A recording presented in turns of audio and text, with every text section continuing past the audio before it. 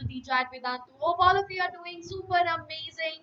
And the session, guys, that we are going to, the chapter that we are going to deal with, in fact, the poem that we are going to study today is the Bangle Sellers. So we will be dealing with the Bangle Sellers in one shot.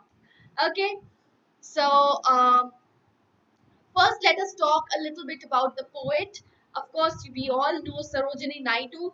She's very, very famous, right? So, Sarojini Naidu was an Indian political activist and also a poet, a proponent of civil rights, women's emancipation. Yes, so she talked about women's emancipation. The word emancipation means freedom or liberty. So, definitely, we can call her, somewhat she was indulged into feminism. So she definitely, so we have to take into note the idea or the issue of feminism in this particular poem as well, right? And of course, anti-imperialistic idea. She was an important figure in the India's struggle for independence. Of course, since she was a political activist, and at that time India was under foreign domination, and she played a very vital role in India's struggle for independence from that colonial rule. And she's also called the Nightingale of India. Okay, so Naidu's work as a poet earned her the sobriquet or the title of Nightingale of India. Now, she was also awarded the Kesari Hind Medal by the British government during her work. For her work during the plague epidemic. So, plague, just like we have right now this pandemic going on, at that point of time, it was an epidemic, plague. Okay, but later she returned this. Why? Because of the protest in 1919 Jallianwala Bagh. All of you must be knowing about the Jallianwala Bagh massacre that had taken place in the year 1919, April 1919. So, because of that, as a protest against that, she had returned her award of Kesari Hind. Along with this, guys, one more important figure also returned his award, that was Rabindranath Tagore. He also returned his, award because of, as a protest against this 1919 Jallianwala Bagh massacre. So that was all about the poet. Okay, one second. Yes. So let's move forward, guys.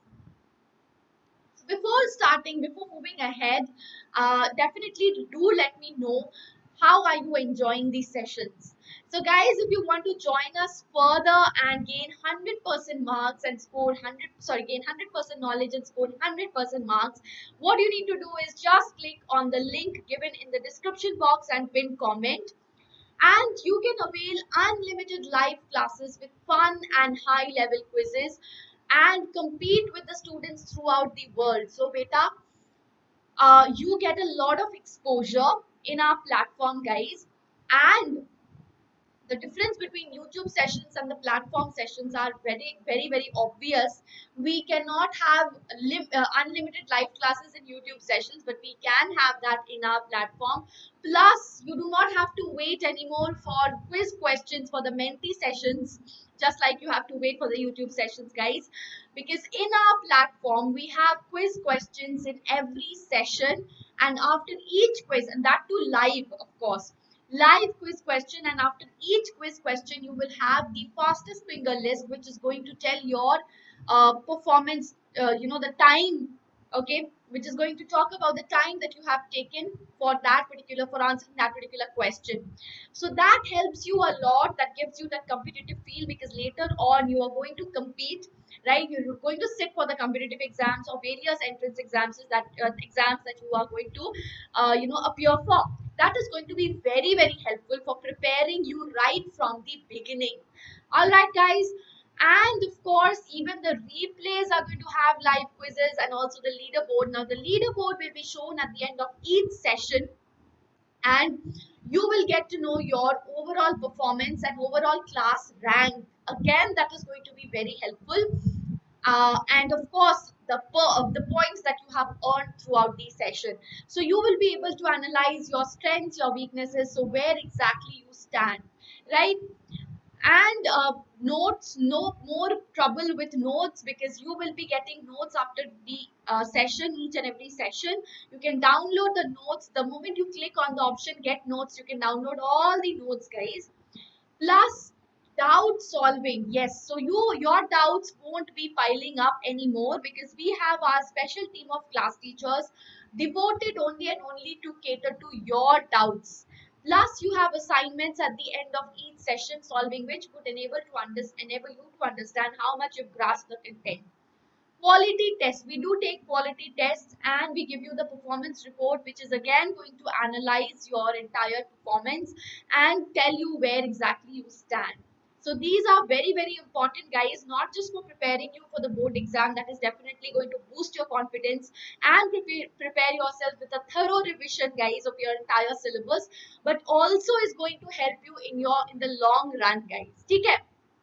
Plus we are constantly filling up every gap that can come in the process of education by our micro courses and crash courses. Micro courses are chapter wise courses, guys. So if you have any problem in any chapter, you can attend the micro course related to that particular chapter. Plus we have a lot of crash courses that has come up. We can definitely join them, and all these are for free. You do not have to pay anything extra, so that is something which is wonderful. Plus all this in a very less price. What you need to do is just visit the link in the description box and pin comment, and use the coupon code SWREPRO. Now the moment you use the coupon code, guys, you're going to get discount. Now let me talk about the discount. Now this is the new session 2022.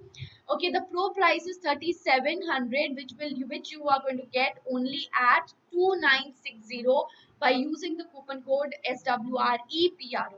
Okay, which is going to have, okay, the per class price will be only 14.8 for a month, and for full academic year, guys, 14.58 for full academic year, where you save 8%, guys.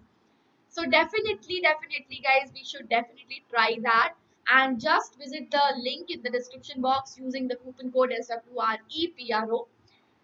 Okay, so now we will be delving into the line by line explanation of this wonderful poem.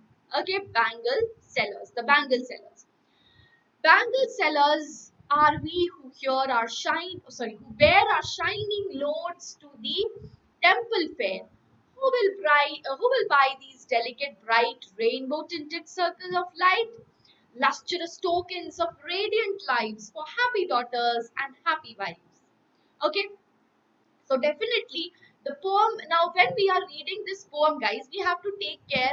We have to think about note two important points. One important point is, of course, the feminism point of view. Okay, and the second important point is the Indian traditions, Indian values and traditions. Because if you look at the context of the poem, this was written during the time when India was under the bondage of British rule, British domination. So definitely people were forgetting their own customs, their own tradition, their own culture. So this is a poem which reminds us Indians about our own culture, our own tradition. We will see a lot of examples. For example, the word bangle. Bangle is definitely reminding about women, because bangles are worn by women. Okay, women, sorry. Okay, and definitely this leads on to the poem being a female centric poem. Okay, that is feministic. Okay, so definitely this is talking about very subtly feminism has been introduced, because Sarojini Naidu was writing at a time when the society was largely patriarchal. So patriarchy is continuing even today, but at that time we have gradually evolved a lot. Of course, a lot has to be done uh, in that area, but of course we have evolved a lot. But during her time, the society was largely patriarchal, right? So she's talking about feminism, but in a very subtle manner. Otherwise, if she would have spoken very directly, her poem would not have published, right? So she's speaking about it in a very subtle manner, guys. So bangle is an important ornament. It's used by women for important occasions, okay, to deck themselves up, right? So see, the poem begins with the speakers. Now, who are the speakers? There's a single speaker, okay. Sorry, they are the speakers. Sorry, not single speaker. So the bangle sellers, okay. So of course, many bangle sellers, right? Are we? So definitely we can say that plural, okay. It's written in plural, so definitely more than one bangle seller. But the way the poem is narrated, it's as if there is a single person speaking, right? So therefore it is, verging on to a, I mean, it's unifying the whole, you know, all of the bangle sellers together, right? So it's bringing all of the bangle sellers together into a unified whole. But of course there is not a single bangle seller that we can understand from the word we, and of course sellers. So they are introducing themselves as bangle sellers who sell their articles where at the temple fair. Now, again, this temple fair is talking about the Indianness, because temple fair, okay, this we find only in India, in especially the rural areas, right? They call out to people. So you must have also witnessed this. Okay, people selling their bangles, calling out, so that they can attract their customers, right? So definitely these hawkers describe their bangles as delicate, bright, rainbow tinted circles of light.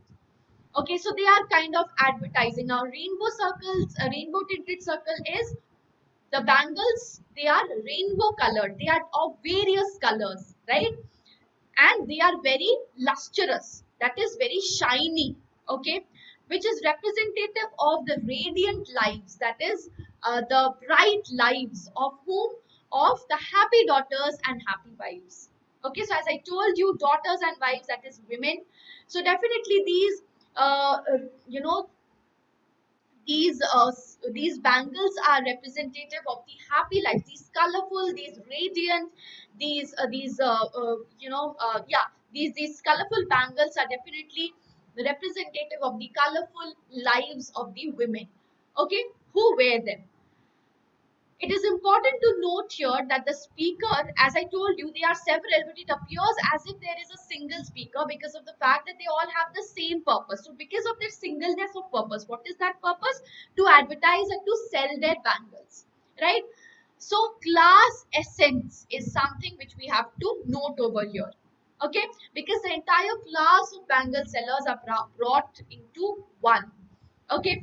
Also, the bangles are called lustrous tokens of radiant lives, which shows the Indianness, as I told you, because bangles are brought very at the very beginning of the poem. I told you bangles are bought on special occasions, which is associated with happiness, which is associated with prosperity.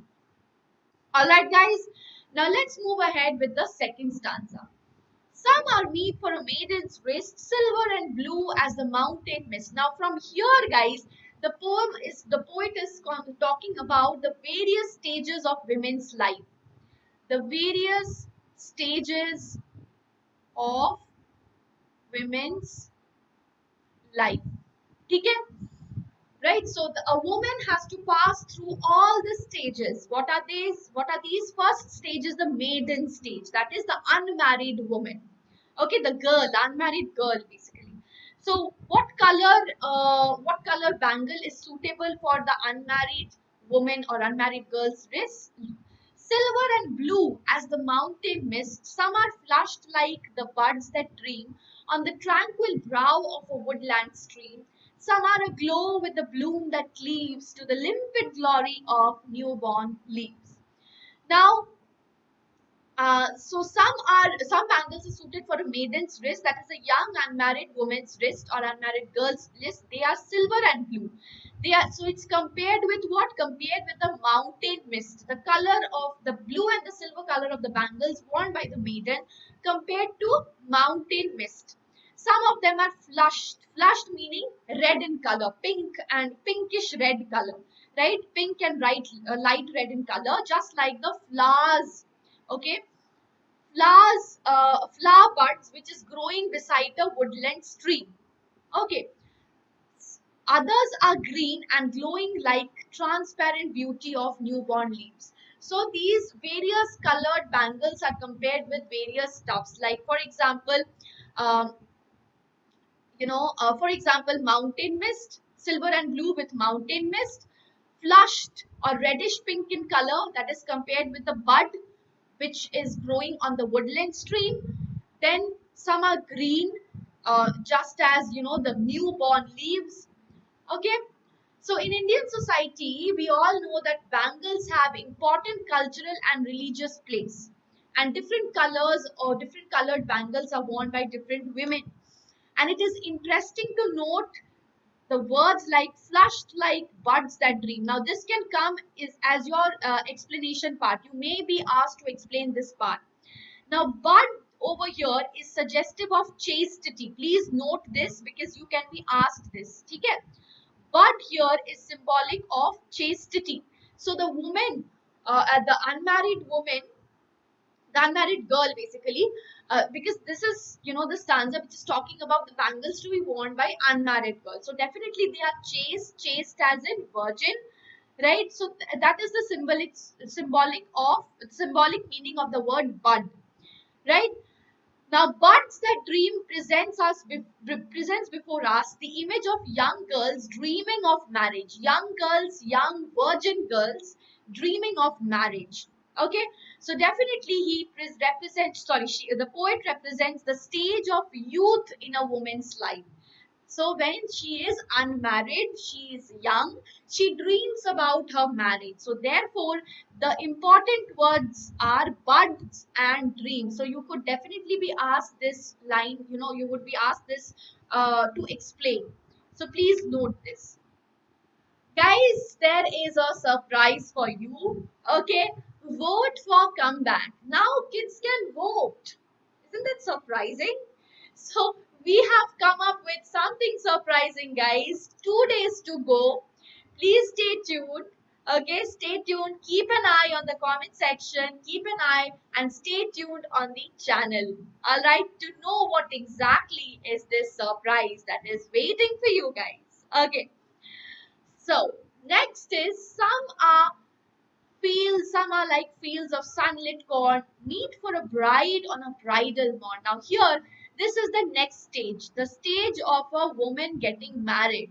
Okay, that is a bride. That is the bride.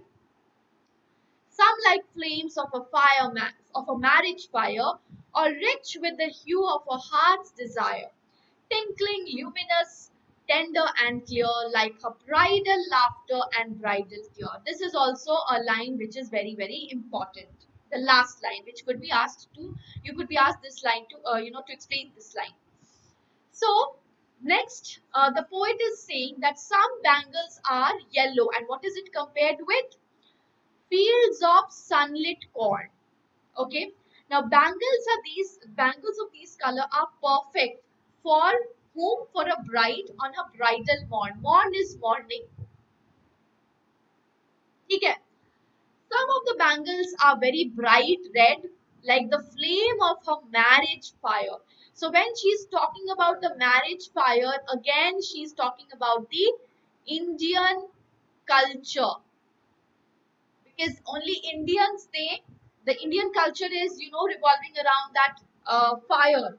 That is how marriages take place in Indian society, right? So this is a kind of reminder for all of the people, all of the Indians who were forgetting the Indian values, the Indian customs, their own traditions, which were fast ebbing away because of the colonial domination. Okay, so they represent the flame of a newly turned bride's marriage fire, that is the passion of a newly made relation. Because see, red is the color of passion, the color of love, right? So therefore, it stands for her heart's desire, because she is newly married, so she has come with a lot of dreams, because when she was a virgin, when she was a young maiden, she had those dreams, and now the dreams are going to get fulfilled, right? So her passion, okay, the bangles are tinkling. Tinkling is a beautiful imagery used, guys. Okay, so it's a kind of auditory imagery. Okay, Luminous is shiny. Okay, both they express the, okay, now this bridal laughter and bridal tear, very very important. So the bride is laughing and also she is sad at the same time. Now why is she happy?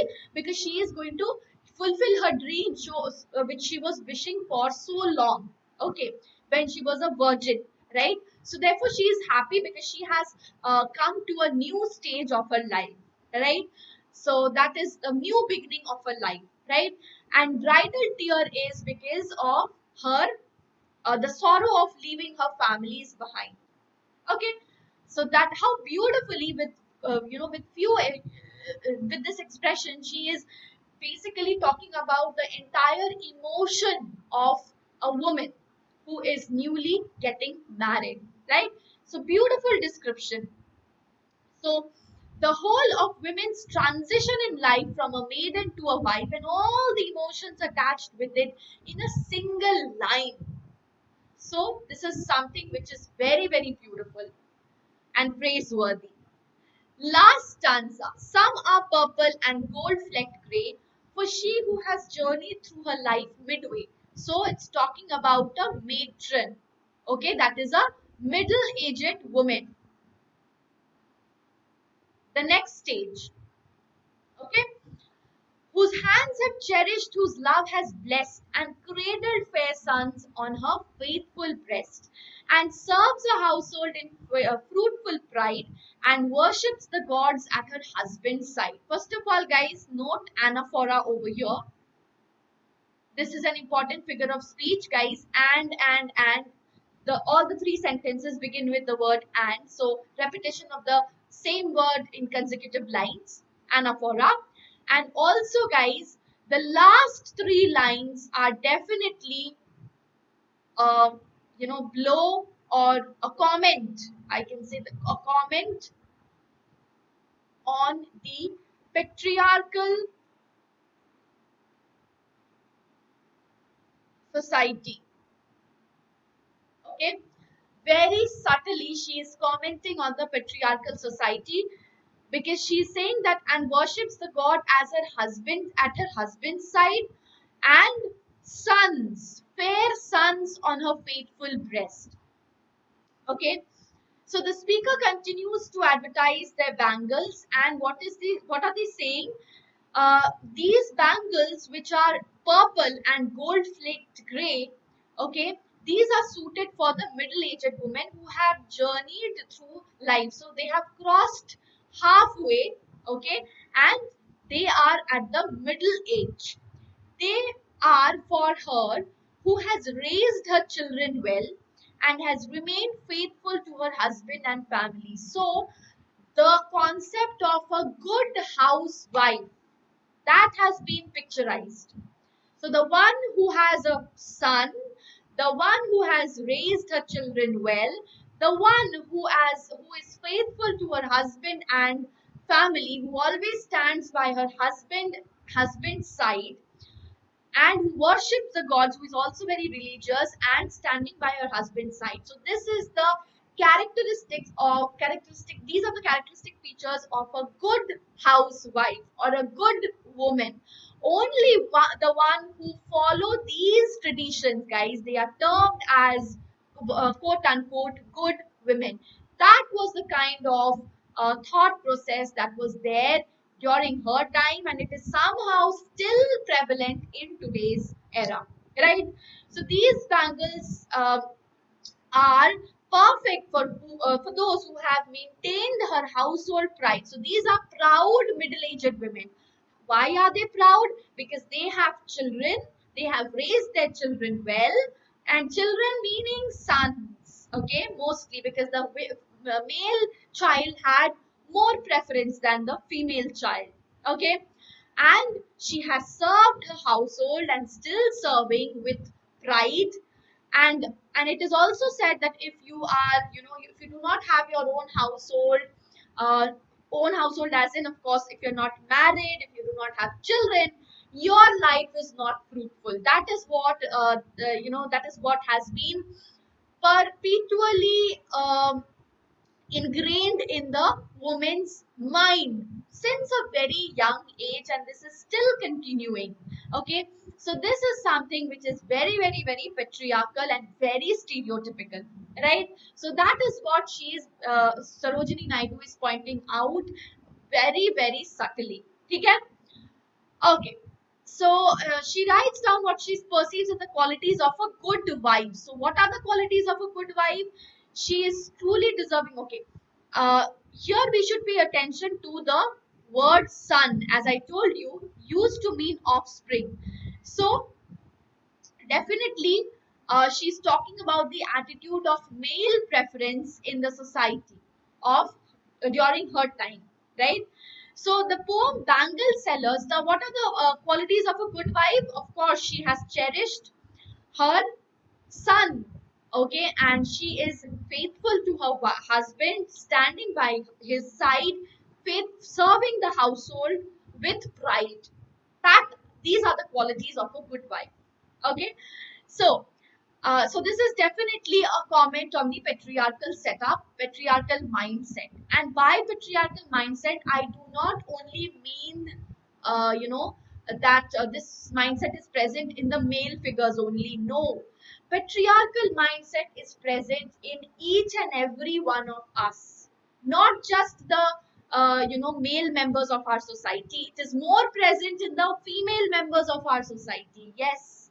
Okay, and through them basically this is continuing from generation to generation, being perpetuated from one generation to the next, especially through the women, guys. Okay, so by patriarchal, never misunderstand this as only man. It's a thought. Okay, it's a thought which is present in both men as well as women.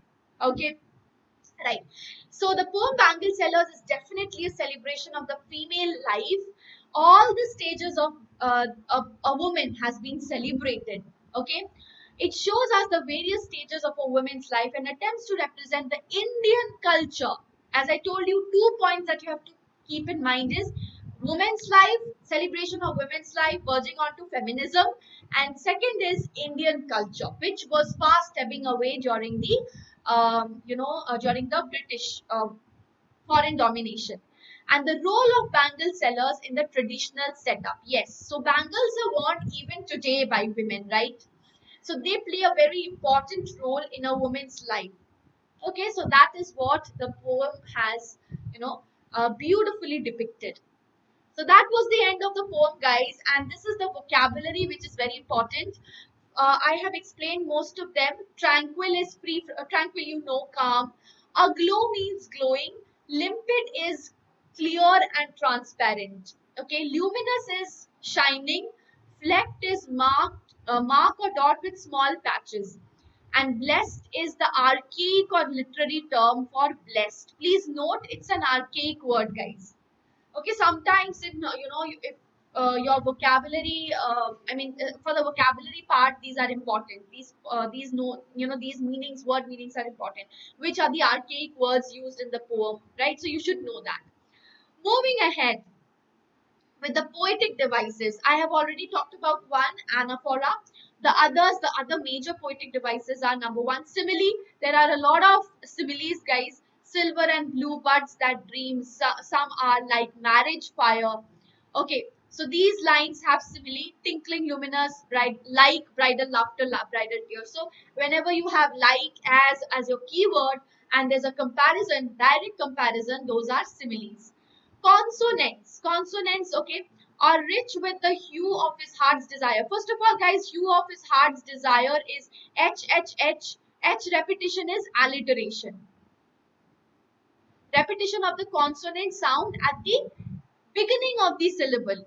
That is alliteration. And where do we find consonants here?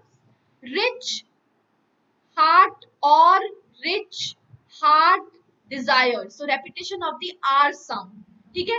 Repetition of the R sound, because it's happening not in the first syllable, it can happen anywhere, right? That is consonant. So we have or, rich, hearts, desire, right? So R has been repeated. That is the consonant sound being repeated, and it can happen anywhere. So that is consonants. Next is metaphor. Rainbow tinted circles of light. So it's an indirect indirect comparison of the rainbow colored bangles. Okay, the rainbow's color with the colors of the bangle, the various colors of the bangle, right?